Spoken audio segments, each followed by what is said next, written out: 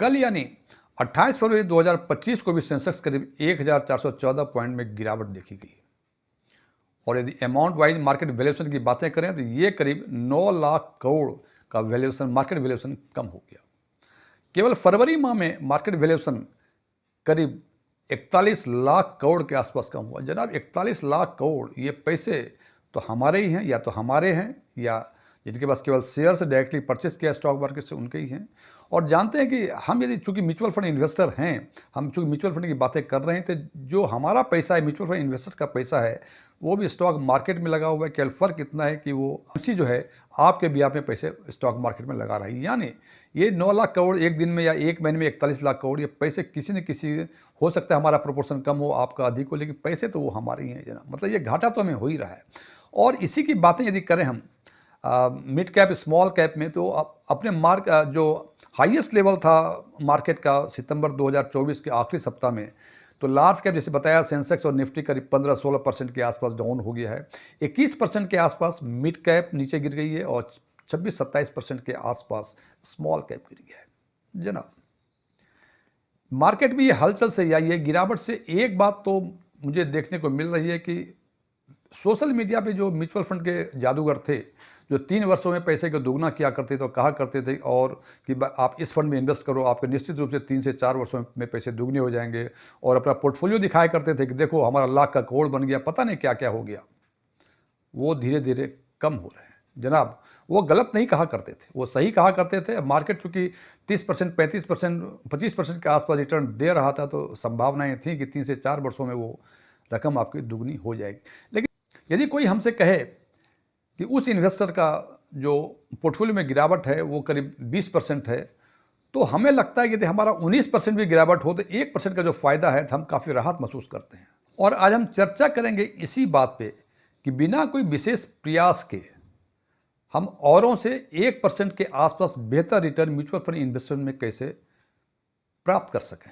जब भी आप म्यूचुअल फंड में इन्वेस्टमेंट करते होंगे, या तो आप एग्जिस्टिंग इन्वेस्टर हैं या न्यू इन्वेस्टर्स हैं।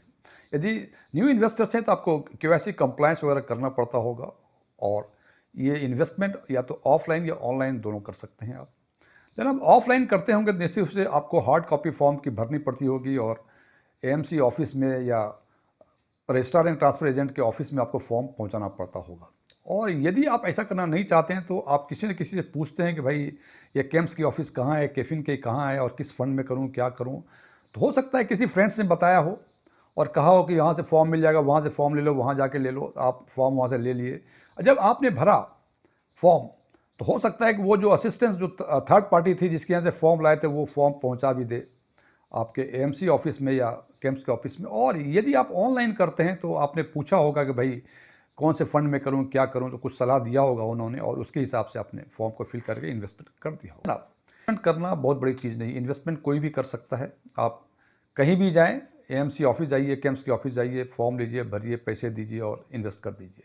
इंपॉर्टेंट चीज़ ये है कि हम फंड का सिलेक्शन किस में इन्वेस्टमेंट कर रहे हैं वो बेहतर परफॉर्मेंस देने की उम्मीद उसमें है या नहीं है। और यदि मान लीजिए हमने इन्वेस्टमेंट किया, बेहतर 2 साल 4 साल बेहतर परफॉर्मेंस दी, और किसी कारण से 5वें साल के बाद उसमें कुछ दिक्कतें आ रही हैं, तो हमें कोई ना कोई ऐसा आदमी चाहिए कि वो हमें बताए कि आप अपने पोर्टफोलियो को रीबैलेंस कैसे करें, कहाँ स्विच करें, क्या करें, नहीं करें। और जब फंड के सिलेक्शन की बातें होती हैं तो कोई म्यूचुअल फंड अच्छा नहीं होता है जनाब। ये सब डिपेंड करता है आपके फाइनेंशियल गोल पे और आपके रिस्क एपेटाइट पे। यदि कोई 60+ है, 70+ है, तो उसकी शायद हो सकता है कोई म्यूचुअल फंड कोई और अच्छा हो, जो 25 ईयर्स के आसपास है उसका कोई म्यूचुअल फंड कोई और उसके लिए कोई और फंड अच्छा हो सकता है।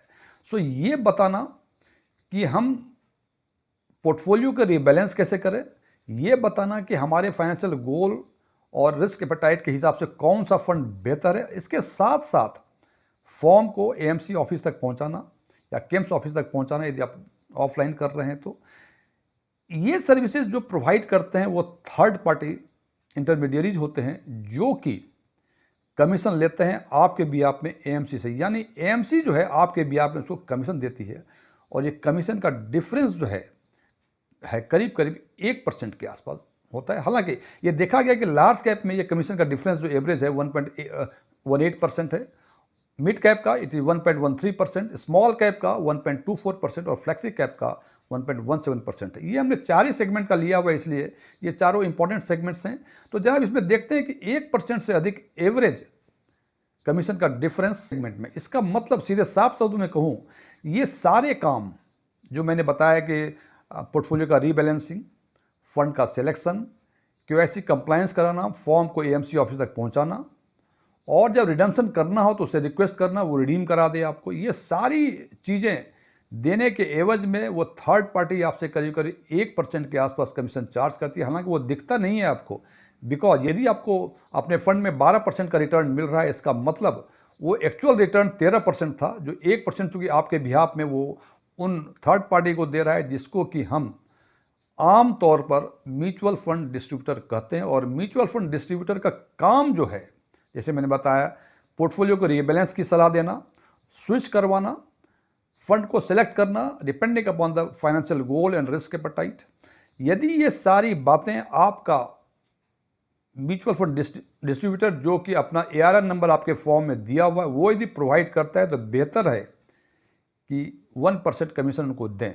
यदि केवल उनका काम आपके फॉर्म को एएमसी ऑफिस तक पहुंचाना है, उसके बाद कुछ नहीं करना है, तो जनाब क्या लगता है आपको ये 1% इस काम के लिए उन म्यूचुअल फंड डिस्ट्रीब्यूटर को देना चाहिए? ये निर्णय आपको खुद करना पड़ेगा। हालांकि इसमें एक बातें और हैं। आपको लगता है यार 1% में क्या, यदि हम 10,000 रुपये SIP करते हैं तो 100 रुपये देने पड़ते हैं। जनाब ये दिखता है आपको 100 रुपये, यदि आप कैलकुलेट करेंगे, बिकॉज SIP वगैरह जो करते हैं 15 साल 20 साल के लिए करते हैं, तो यदि आप इसको कैलकुलेट करेंगे तो हम देखेंगे कि आपको 15 साल या 20 साल में कितने कमीशन देने पड़ते हैं, केवल इस एवज के लिए कि उन्होंने आपका फॉर्म भरवा के केवाईसी कंप्लायंस करवा दिया और फॉर्म को एएमसी के ऑफिस में पहुंचा दिया। हालांकि केवाईसी कंप्लायंस की जो बातें हैं उसमें डिस्ट्रीब्यूटर का कोई रोल नहीं होता है जनाब। वो आरटीए करता है, केम्स या कैफिन, जो जिस म्यूचुअल फंड में आप इन्वेस्ट कर रहे हैं उसके हिसाब से उसका जो भी आरटीए है वो करता है। इसमें डिस्ट्रीब्यूटर का कोई हाथ नहीं, उसका एक ही हाथ होता है कि वो फॉर्म को क्या क्या रिक्वायरमेंट है वो आपको बताएंगे और वो आपको पहुंचाएंगे। इसके अलावा यदि डिस्ट्रीब्यूटर आपको रीबैलेंसिंग, पोर्टफोलियो रीबैलेंसिंग या उसके स्विच करवाता है, या आपका फंड को सिलेक्ट करता है, या बीच बीच में पोर्टफोलियो को रिव्यू करता है, आपको सलाह देता है, तो निश्चित रूप से आप 1% पे करें उसको कमीशन। इफ़ नॉट, केवल केवाईसी कंप्लायंस के लिए, फॉर्म भरवाने के लिए मैं इस उसमें फेवर में नहीं हूं कि उसके लिए इसको ये पे किया जाए। हालांकि इसका इम्पैक्ट हम देखेंगे एक एक्सेल शीट पे कि 1% जो कह रहे थे कि 10,000 का 100 रुपये क्या फ़र्क पड़ता है, जरा 15-20 सालों में इसका क्या इम्पैक्ट पड़ता है, ये मैं आपको एक्सेल शीट पे दिखाता हूँ। तो चलिए हम चलते हैं एक्सेल शीट पे। ये पहले चर्चा की थी, ये रेगुलर प्लान और डायरेक्ट प्लान, यानी वो प्लान जिसमें थर्ड पार्टी का आप असिस्टेंस लेते हैं वो रेगुलर प्लान, और जिसमें आप असिस्टेंस किसी का नहीं लेते हैं वो डायरेक्ट प्लान। इन दोनों के बीच में हमने जैसे बताया था, large cap, mid cap, small cap में कम से कम 1% का डिफरेंस है। इसका मतलब यदि रेगुलर प्लान लेते हैं तो आपका रिटर्न 1% कम मिलेगा, और डायरेक्ट प्लान लेते हैं तो आपको रिटर्न 1% अधिक मिलेगा। तो जनाब हमने यहाँ एग्जाम्पल के तौर पे दिखाया हुआ। सबसे पहले मैं यहाँ दिखाता हूँ 20,000 करके। यदि आप 20,000 रुपए पर मंथ का इंस्टॉलमेंट लगाते हैं और 10% का स्टेटअप है तो क्या स्थिति बनेगी। जनाब 20,000 में ये बन जाएंगे आपको 15 साल में आपको टोटल जो इन्वेस्टमेंट करना पड़ेगा ये 76,25,396 रुपये, और उसमें 12% के हिसाब से जो रिटर्न बनेगा वो होगा करीब 57,45,422 रुपये, और दोनों को यदि जोड़ दें तो ये आता है करीब 1,33,70,000 के आसपास। ये तब जब आपने रेगुलर प्लान लिया, यानी 1% जो है आपने कम रिटर्न लिया, कम फायदा लिया। जनाब यहाँ एग्जाम्पल के लिए हमने कैलकुलेशन पर्पज से आपके को ठीक से समझाने के लिए हमने यहाँ एनुअल कैलकुलेट किया हुआ है, जबकि जो कमीशन पे होते हैं आपके बिहाफ में एएमसी द्वारा आपके डिस्ट्रीब्यूटर को, वो डेली एनएबी की बेसिस पे मंथली पेमेंट होता है। हालांकि हमने ये माना कि यूनिफॉर्म ढंग से 12% का रिटर्न मिल रहा है, न कम हो रहा है न अधिक हो रहा है, और इसको कैलकुलेट किया at the end of year के हिसाब से, और उसी हिसाब से हमने कमीशन जो है 1% को कैलकुलेट किया हुआ है। तो इस हिसाब से देखते हैं कि जैसे मैंने बताया कि 76,25,000 आपको 15 वर्षों में 20,000 इंस्टॉलमेंट के हिसाब से 10% सेटअप करते हैं तो आपको 76,25,396 पे करने पड़ते हैं, और उसमें जो ब्याज बनता है या यूं कहें रिटर्न जो है उसका वो 97,45,522, और सब मिला के 1,33,70,000 के आसपास बनते हैं। और यदि आप डायरेक्ट प्लान लेते यानी 1% अधिक कमीशन लेते यदि आप, तो जनाब आपको 4,78,000 या 4,79,000 के आसपास अधिक आपको रिटर्न मिलता। ये बातें हुई 20,000 पर मंथ, 10% स्टेटअप। यही बातें यदि हम 20 साल की करते हैं, बिकॉज हम नॉर्मल कोर्स में भी करते हैं वो 20 साल, 25 साल, 30 सालों के लिए करते हैं, तो 20,000 के हिसाब से 10% स्टेटअप, 1,37,46,000 रुपए हम इन्वेस्ट करेंगे, और इनका 12% के हिसाब से जो रिटर्न होगा ये 1,83,84,720 के आसपास, और ये बनता है करीब 2,61,30,000 के आसपास।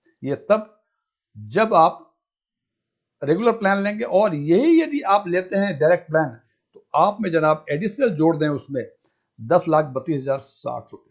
अब सोचना आपको ये है कि आपने जैसे 15 वर्षों में आपने पे किया 4,79,000, 20 वर्षों में पे किया आपने 10,32,000, तो जनाब ये 4,79,000 या 10,32 या जो भी बनता है, या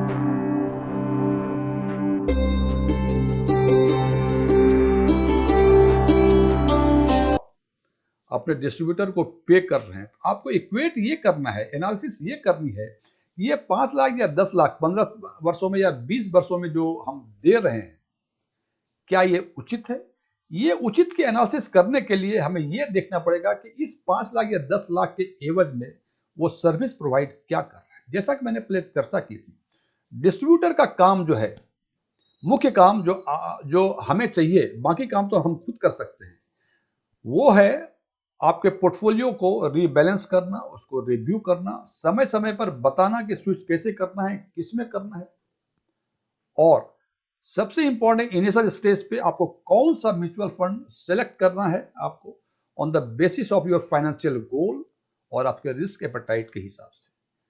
जनाब देखा तो ये जा रहा है, कोई एनएफओ आता है या कोई पुराना फंड है, तो आप यदि जाएंगे उनके पास या आपके पास वो आते हैं, चाहे in the form of investment advisor का ले, डिस्ट्रीब्यूटर का ले, जो भी का ले, तो वो एक आइडेंटिफाइड म्यूचुअल फंड आपको रिकमेंड करते हैं। आपसे ये नहीं पूछते हैं कि आपका फाइनेंशियल गोल क्या है, इस पैसे का क्या करना है, नहीं करना है। यदि आपको लगता है कि डिस्ट्रीब्यूटर ये सर्विस दे रहा है, तो निश्चित रूप से 15-20 सालों में 5 लाख 10 लाख कमीशन उसको दिया जा सकता है। लेकिन यदि केवल ये सर्विस प्रोवाइड कर रहा है कि आपका फॉर्म भर के वो आरटीए या एएमसीज के, आरटीए ऑफिस या एएमसीज के पास पहुंचा देता है, और इसी एवज में वो 5 लाख या 10 लाख अगले 15 सालों में या 20 सालों में आपसे कमीशन के रूप में लेता है, तो मुझे लगता है, ये मेरा व्यक्तिगत ओपिनियन है, ये जस्टिफाइड नहीं। इतना काम तो हम खुद कर सकते हैं।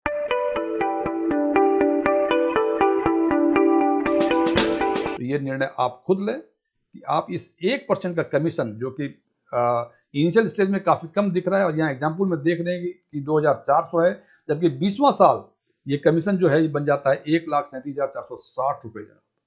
तो ये देख लें कि ये देना उचित है या नहीं। निर्णय आपको खुद लेना है। Thank you.